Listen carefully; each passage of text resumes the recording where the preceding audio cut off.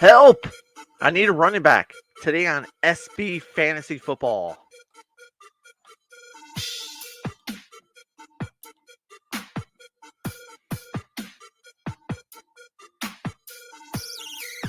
What is going on, everyone? Welcome to the SB Fantasy Football Podcast.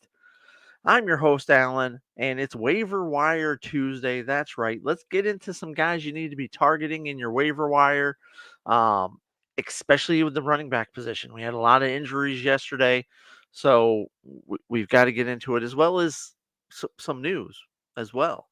Something I didn't really see happening, but it happened. So we'll end with the running backs. Let's get these other positions out of the way. How's that sound? We're going to start off with tight end position. I got one name for you this week. It's Hunter Henry. He's out there in 45% of your leagues. 6 catches, 52 yards, and a touchdown. Mac Jones is going to keep going to him, guys. Um, Touchdown 2 weeks in a row. He had 5 catches, I think it was last week. 5 catches, 67 yards or something like that, week 1. So he's definitely a guy that is showing to get consistent um, production week in, 2 weeks in. A guy who doesn't get consistent production, who's a very boomer bust type guy, is Taysom Hill. He had 75 yards rushing yesterday. He led the team in rushing. Um, if you want to go boomer bust, Taysom Hill is a guy who's out there in a lot of your leagues, guys, who finished as a top 5 tight end. Quarterback. Let's start off with Jordan Love. Not a lot of yards passing this week, but he did have 3 TDs. He's out there in 39% of your leagues. He's shown to be not awful through 2 weeks. So that's about as good of a compliment as I can give Jordan Love. But yeah, he hasn't been awful. Um, he's done okay.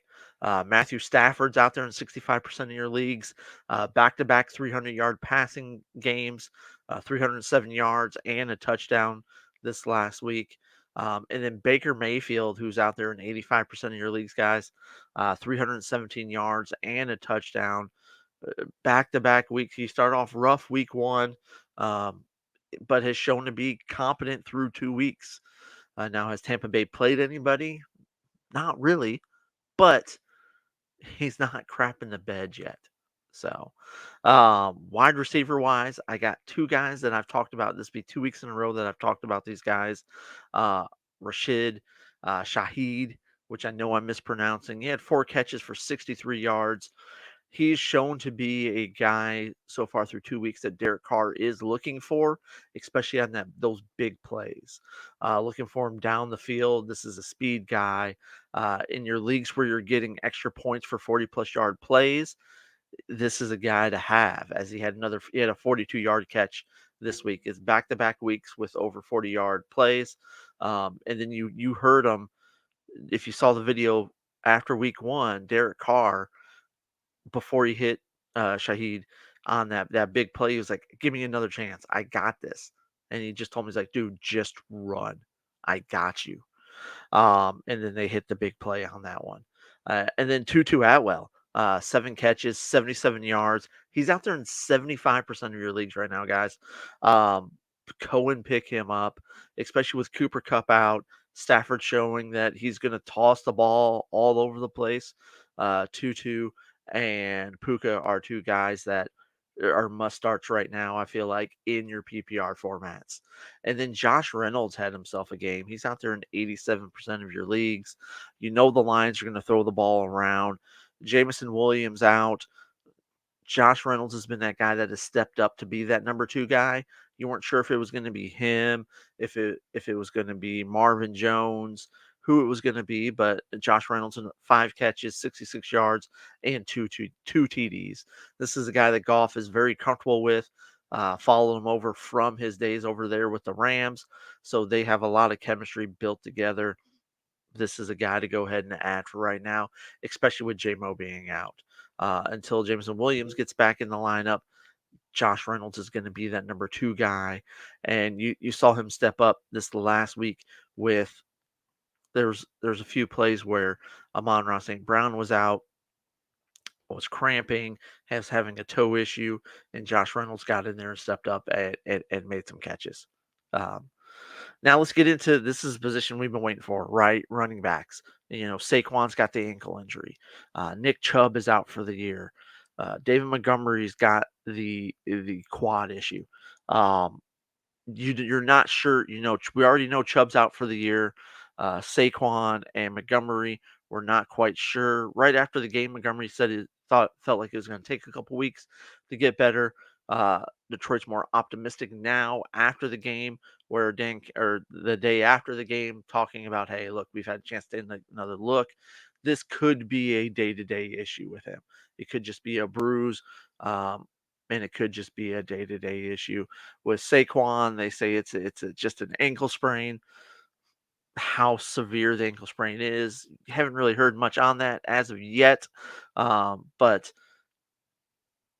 he's the short week this week. They play on Thursday. Odds are he's not going to play on Thursday. So who are some guys you can go out there and get? Well, Saquon's backup is out there. Matt Breida's out there in 98% of your leagues, essentially.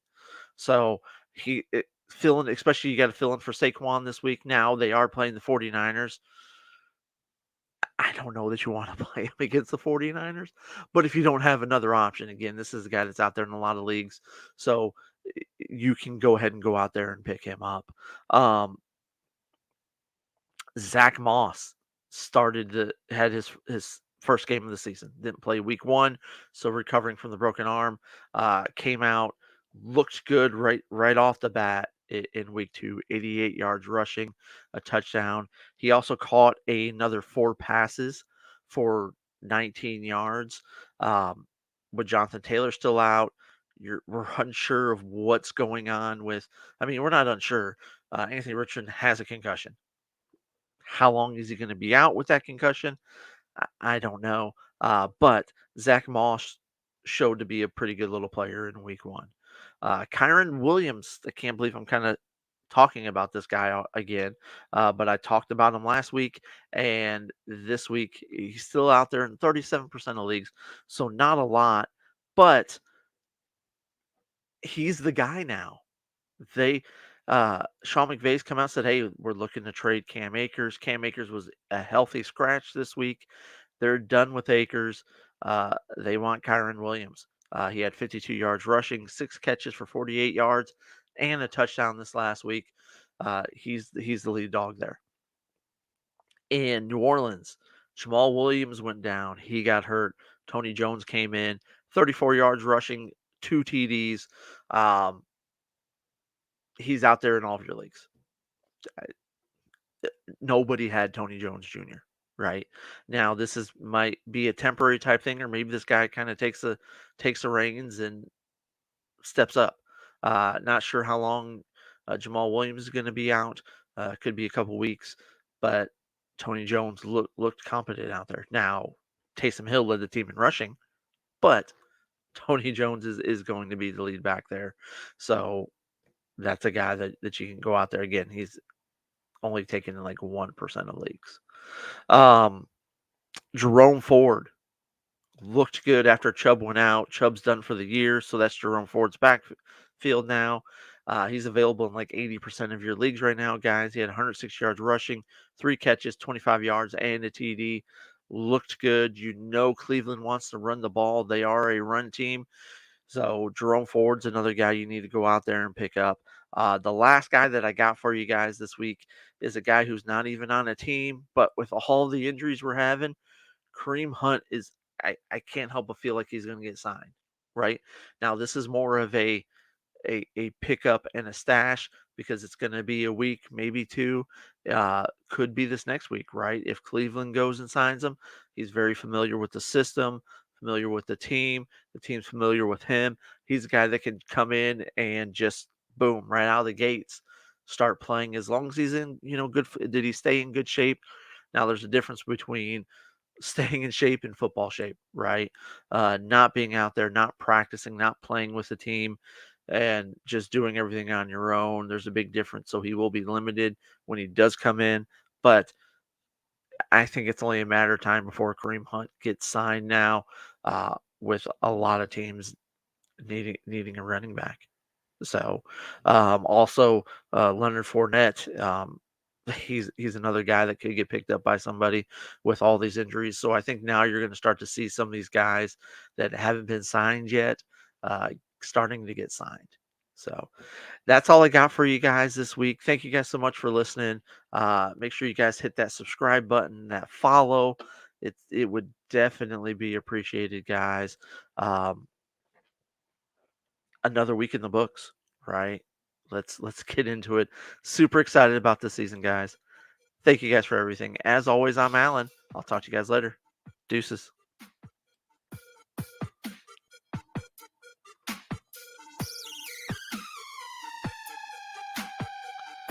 Thank you for listening to the SB Fantasy Football Podcast.